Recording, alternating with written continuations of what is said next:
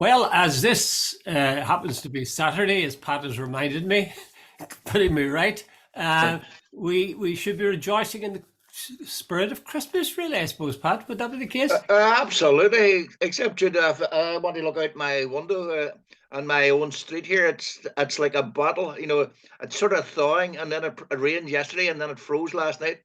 The street is lethal. Yeah, we're paying for all that nice weather we had, Yeah, temperate climate that we had for so long. yeah. But there again, you might, who's I'm dreaming of a white Christmas or Who something. knows? Yeah. Anyway, let's down to brass tacks and hard-nosed politics. Richie Sunak visited us here in the north of Ireland. So you know something, Pat? He was here and gone before I realized that he was actually visiting. Uh, And your point is, should we see any significance in it? I'm not sure. What do you think?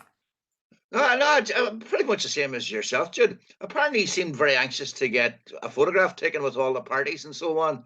Now, like, it sort of reminds me of a lot of the footballers wanting Messi's shirt or a photograph with Messi, because I think he probably scoffed on that he won't be the prime minister in another year or two's time, so he's getting his.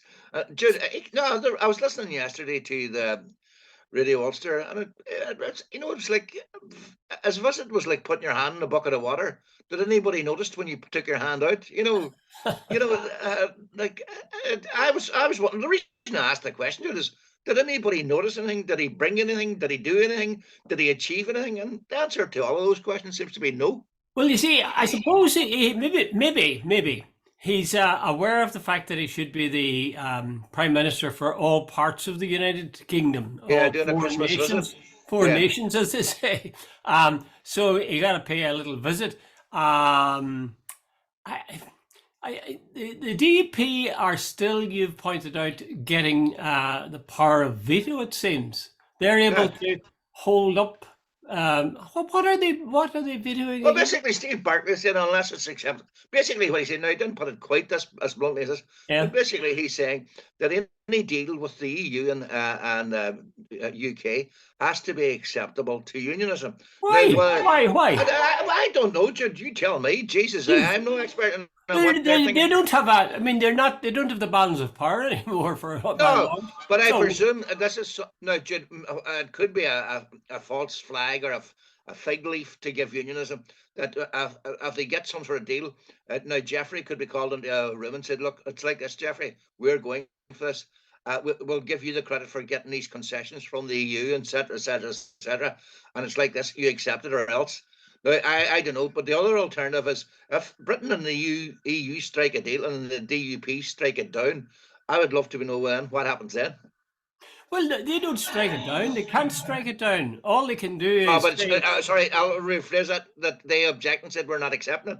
they're not accepting What? it. In other words, they'll not go back into power. Yeah, That's yeah, that's the only weapon they have. They don't have the yeah, weapon of numbers in a vote in the House of Commons. The only thing they have is we'll refuse to get the executive up and running again. yeah.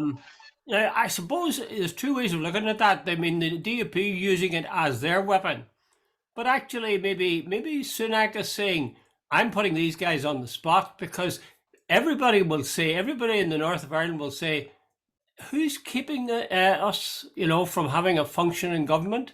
Who's stalling us from getting these energy payments? Uh, It's the DUP, and that's the way it should be. If yeah. that's what Sunak has in mind, I'm 100% behind him. I'm really irritated by this notion that people say, "Oh, the parties can't form an executive." There's only one party that won't form an Yeah, executive, and that's the yeah, yeah, DUP. And it should be yeah, said it again and again.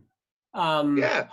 And here's the thing about it is the DUP, the Northern Ireland Executive cannot restore the protocol. It's got nothing. No, I can't say it's nothing to do with it. But this is a government agreement between the UK and the EU.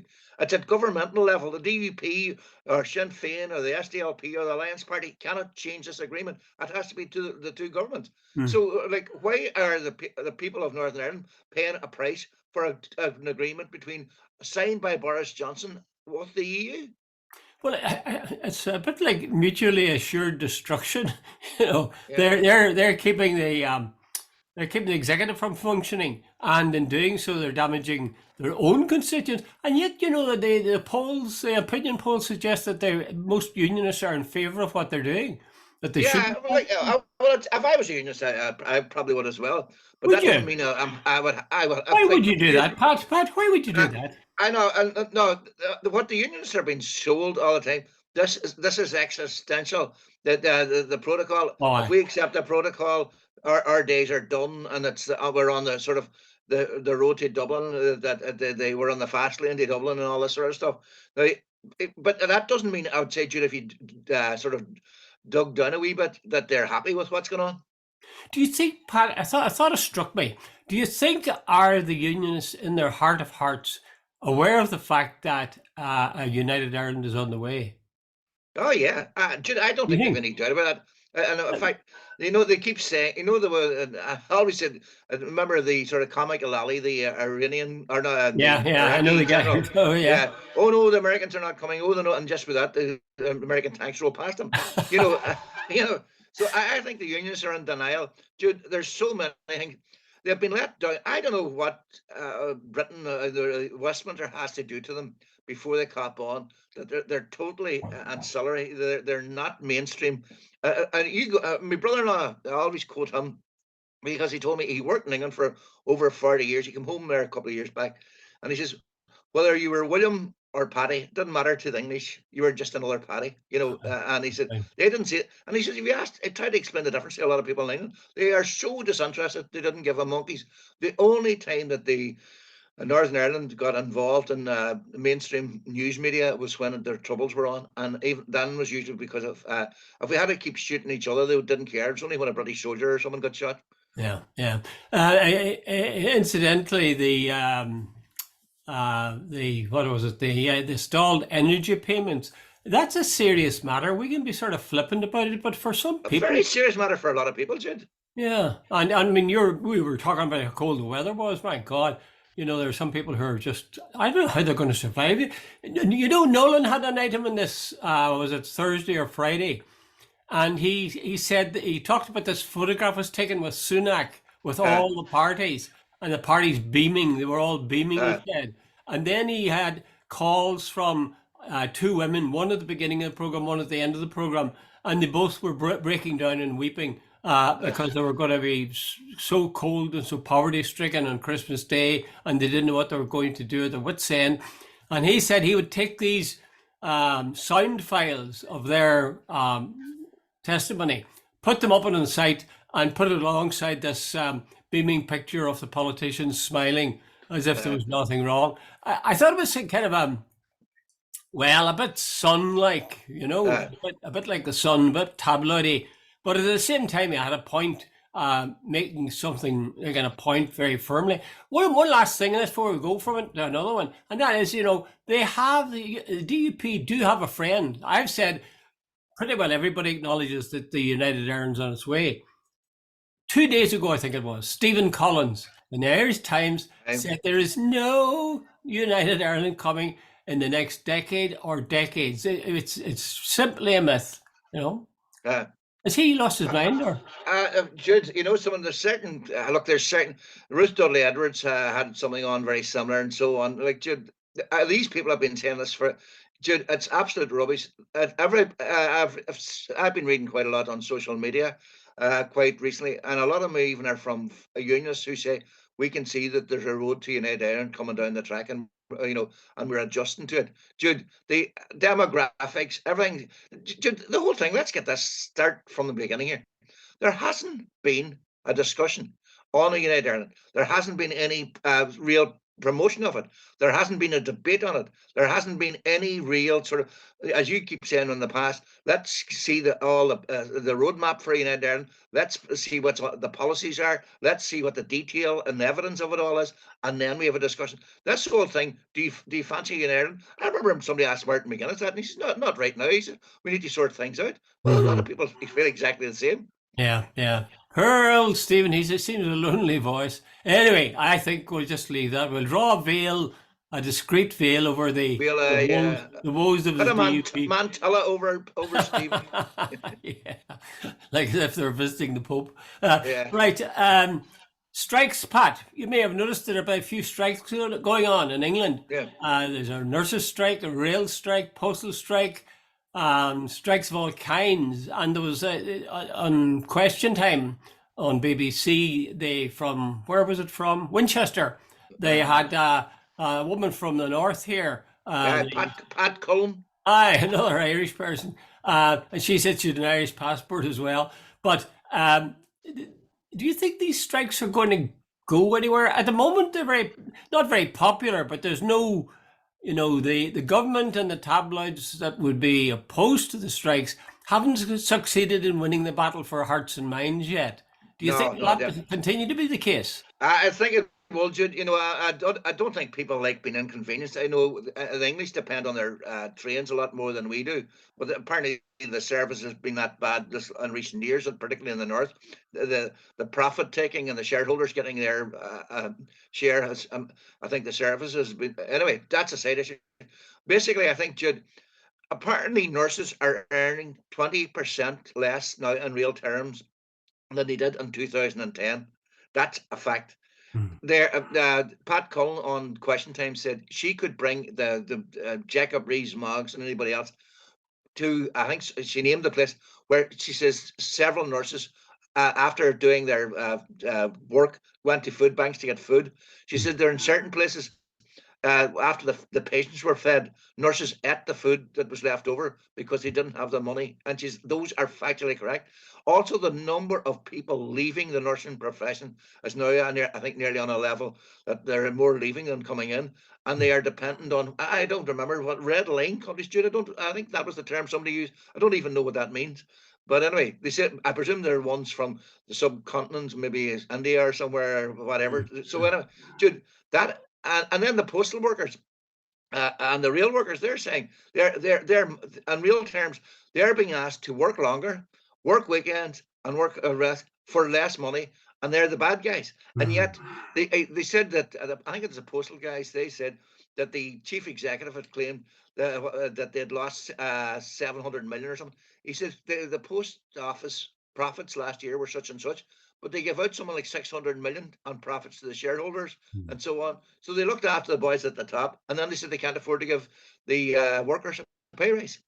You made a very valuable, I thought, a very interesting point, Pat, when you were emailing me about this, and the fact that the nurses are only looking for a livable wage, so that they can live. And isn't this deeply ironic?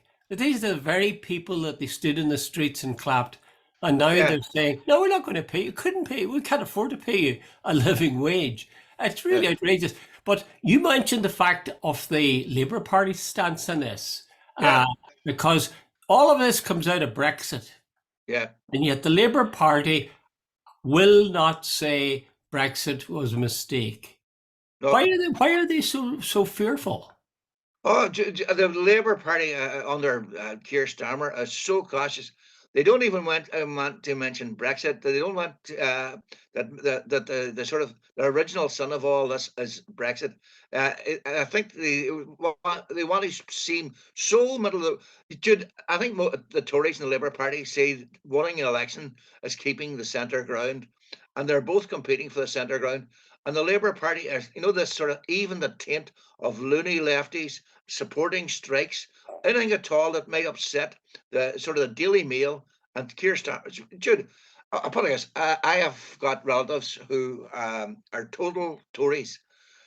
They love Margaret Thatcher. I was talking to them about a year ago, and one of the guys said, I think I have a lot of time for Keir Starmer. And that told me everything I wanted to know. Time for him. He's not Labour. Well, did you see, maybe you did, there was an article which quoted, actually the full interview was on a thing called Equal News, I think. But there was quotations from it in The Guardian by Ken Loach. And Ken Loach was asked about Labour and asked about the establishment, sort of liberal media like the BBC and The Guardian. And he said of the BBC Panorama, remember that Panorama program? Where your house guests, Jeremy Corbyn was attacked and essentially dismantled. And Loach said, I have to read it, probably the most disgusting program I've ever seen on the BBC. It Who's raised the that? horror of racism in the most atrocious propagandistic way with crude journalism, and it bought the propaganda from people who were intent on destroying Corbyn. Wow. He didn't miss, what's the expression? He didn't miss the wall and hit the door or whatever.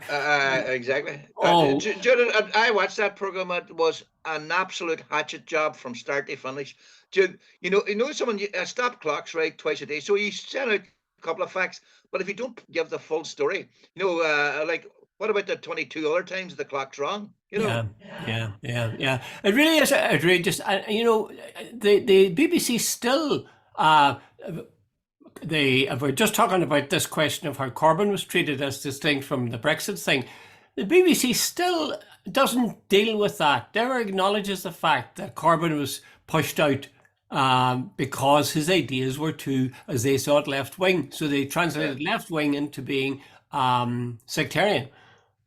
Dude, the chief. Do you remember that? I can't remember his name now, but there was the managing director of the BBC, the main guy, the chief executive, Yeah. was some guy who he was quite in the 70s, late 70s, early 80s, and he was very down the middle of the road. It wasn't one of the Tory party, and apparently he did several programs that are sanctioned or agreed to them. The Mrs. Thatcher put in Marmaduke Hussey, who sacked him on the very first day.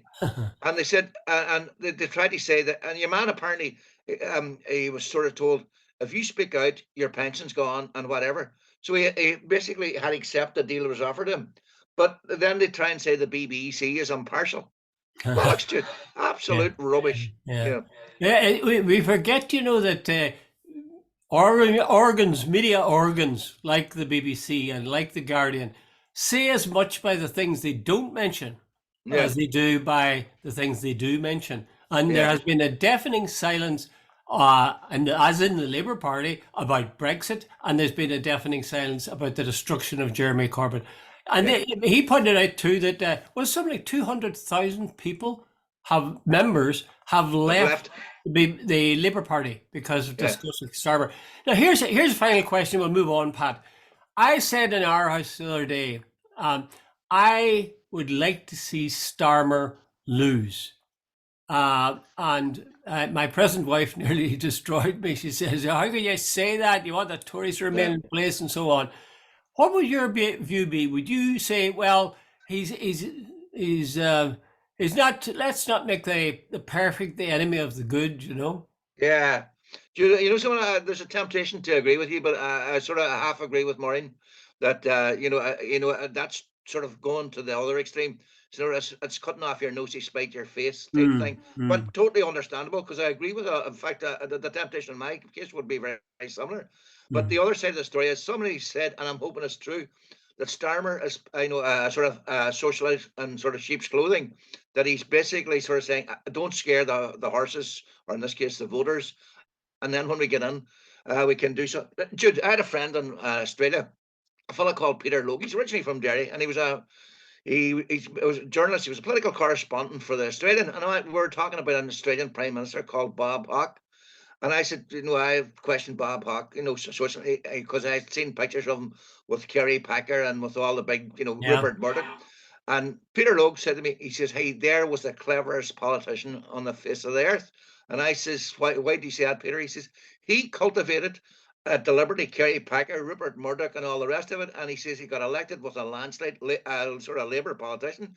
And he says once he got into power, he introduced a 9-day fortnight. So in other words, workers had 1 week they worked 5 days, and the next week they worked 4. He introduced all sorts of benefits, increased wages, etc., etc.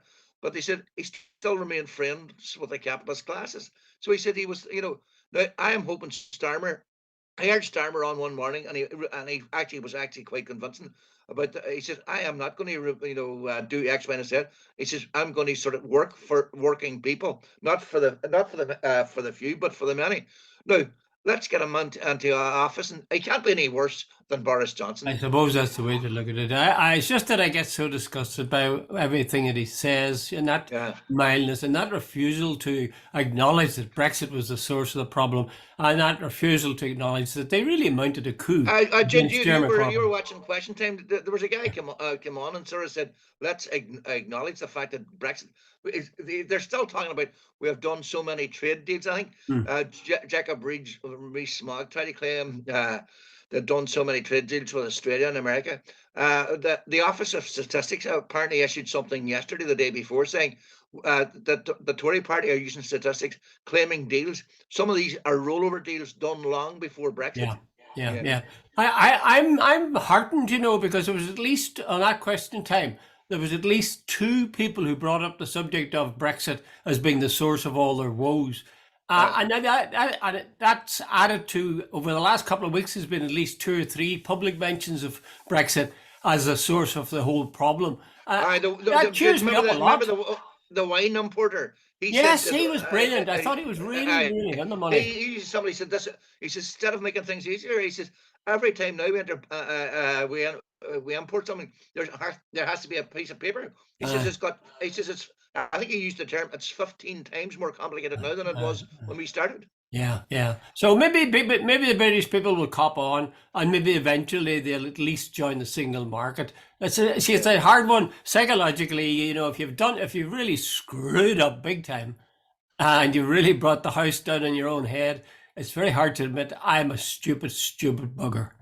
I will look at you. I wrote it down. I can't remember where I read. Britain is drifting down, according to recent statistics, down the health EU. They're drifting down the health tables. Drug abuse, prison population, and reception of migrants. Nothing. They're actually getting worse off, and demonstrably so. And a letter to the Guardian last week, Neil Kinnock said they have now accepted that Brexit has at least cost them 100 billion so far. Well. I think they'll actually come round. I think if we lived long enough, we'd see them rejoin the EU or something like it. They can't go on the way they're going. They really can't. Anyway, just a quick. You mentioned you were chatting about how cautious the Labour Party is. Let me run this, and then we could go on. Roy Jenkins was elected as the Home Secretary, and there were no mandate for this, but this is what he done. Talk about revolutionary or whatever. He ended capital punishment. He ended prison flogging. He abolished the ban on abortion, censorship of the theatre. He legalized homosexuality and brought in the first sex and race discrimination acts. Now, talk about a radical politician. Yeah. They weren't even popular, because remember, this was not too long after the war, and the old colonels were still up there. That's what I call a Home Secretary who's willing to go out and do things. Yeah. There's a message there for Keir Starmer. There is. Who was the Prime Minister at the time? Harold Wilson. And apparently Wilson was not all that happy, but when he discovered that what was starting to happen was actually going down well. Britain sort of had been that sort of fuddy-duddy Britain, and then it suddenly became the swinging 60s because the Beatles and in other words, Jenkins caught the mood of the country. Aye, very good. Okay, right, let's go closer to home, because there's a very, very significant event occurring this very day, is it? Yes. Where Micheál is handing over the job of Taoiseach to Leo. And people are saying, well, it's a really smooth operation and it's seamless. And it's only a question of what shuffle there'll be in the cabinet. And actually, there'll be very little shuffle. Most people hold on to the jobs they have. It's smooth. It's terrific. Is it? Man, Jude, the irony of it Jude, I've spent a lot of time with it, but see, Monday, Tuesday, and Wednesday, there was a 3-part series about the Civil War. Yes, and your man Gleeson, Brenton Gleeson, narrated it and so on. And I watched a bit of it, Jude, but I've read so much of it that I thought, like, this is like bringing coals to Newcastle, so we'll stop watching. But anyway, the whole thing about it was, I had to laugh when I was listening to some of the RT coverage yesterday. These people killed each other, murdered each other, brutality and whatever, executions, extrajudicial executions, terrorist attacks and all the rest of it. And now, today, Fianna Fáil and Fine Gael are switching places around the table, sort of Lanigan's ball. You step Yeah. in and I'll step out, and you step in and I'll step out, and whatever, and so on. And I thought to myself, the difference between Fianna Fáil and Fine Gael these days is zero. I can't. Jude, God, you tell me if you can point out to me one difference between Fianna Fáil and Fine Gael. Go for it. I think there's very little difference, but then again, there's very little difference between the Tories and the Labour Party in Britain. It Right has now, been the yeah. case for a long time. When Tony Blair was in charge, it could easily have been a sort of a The difference between Tony Blair and David Cameron was such. yeah, yeah. So really, there's not much difference between them. So there might be a case for saying, well, shouldn't they merge? Hmm. But my point for that would be, they don't need to. They don't need to. They've operated as separate parties in this coalition, and they've got whatever they wanted to do got done. They Yeah. weren't in opposition to each other. Now, here's the question: in the next election, if Sinn Féin once again is the lead party, but the combination of Fine Gael and Fianna Fáil people who are elected is bigger than that, Which you why probably not will be. repeat the process? Oh, they will. Absolutely. Well, then what do we? Unless Sinn Féin, now Sinn Féin, it's a possibility that they could get a near enough, and then they could sort of tag on somebody maybe like the Green Party and maybe the Labour Party. Now, I don't think so, but it's possible. But right now, if all the opinion polls are right, there is not a fair chance, more than a probability rather than a possibility that Fianna Fáil and Fine Gael, if they stick together, will be in government again the next time. Well, do you think will the public put up with that? Because there was a sort of a feeling when Sinn Féin did so well that really they should be going into government, and that was frustrated, if you like, by the manoeuvres of Varadkar and Martin. Now, would they do that again? Do you think would they? Of course they will. Would the public? Would that be fair for the public? Would say, well, listen, you guys did it. We're in for the last 4 years, and really, you left an awful lot of things. Remember Radke, the hypocrisy was unbelievable. He says we give them an opportunity to form a government. They couldn't, so we formed the government. But now the Fianna Fáil or Fine Gael would go into government with them, so they were ensuring they couldn't go form a government. So, like, the hypocrisy of that, that sort of statement, like, it was self-evident that they couldn't do it without one of the bigger parties. Yeah, but do you think, Pat, do you really think? Well, I mean, if your arithmetic is correct, then they will be back to where it's Groundhog Day after the next election. That's one of the things.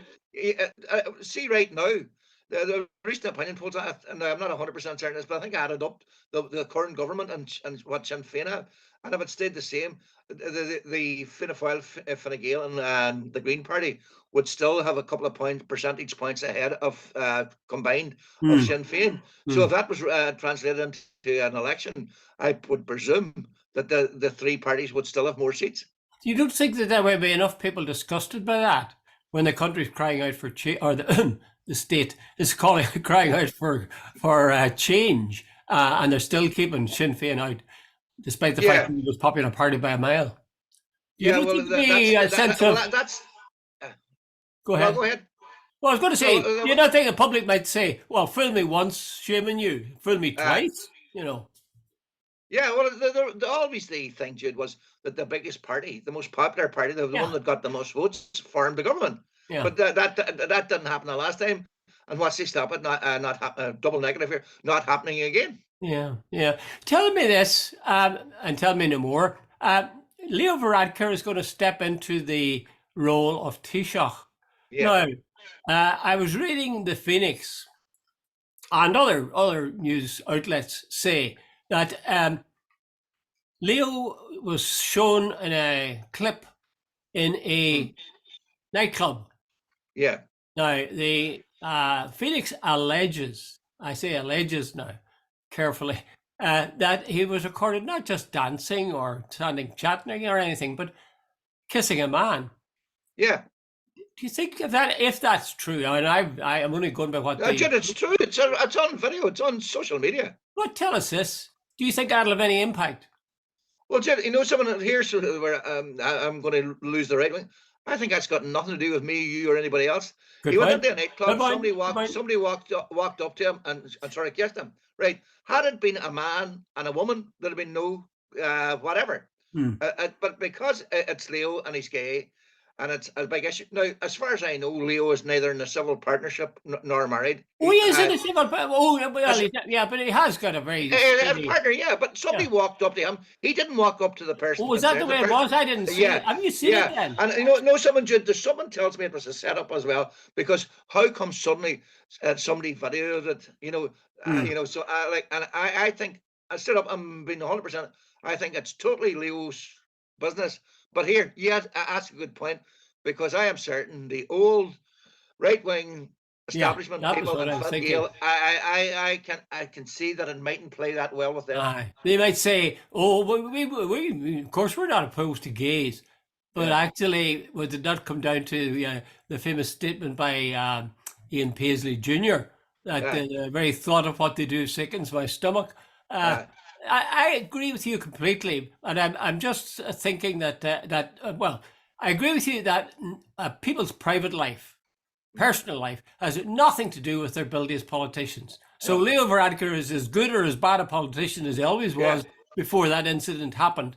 yeah. But I'm thinking in terms of, Fine Gael's a very, in I many right wing ways, it's a party, yeah, very it is, yeah. traditional party. It's more traditional than Fianna Fáil, I think. Aye, Fine Gael are sort of traditionally sort of what we say socially right wing. But Yeah. but here's the thing: it's been Fine Gael governments that have introduced most of the sort of liberalised agenda, not Fianna Fáil. I always do. I remember one of the great debates. Not Leo Varadkar, Gareth Fitzgerald and Charlie Hoy were on, and Charlie Hoy was basically against abortion, against contraception, against divorce, against the whole thing. And this was Charlie Hoy, who's been involved nearly probably in every one of them. And there was Gareth Fitzgerald promoting him, a man who had no affairs, didn't mess around with women.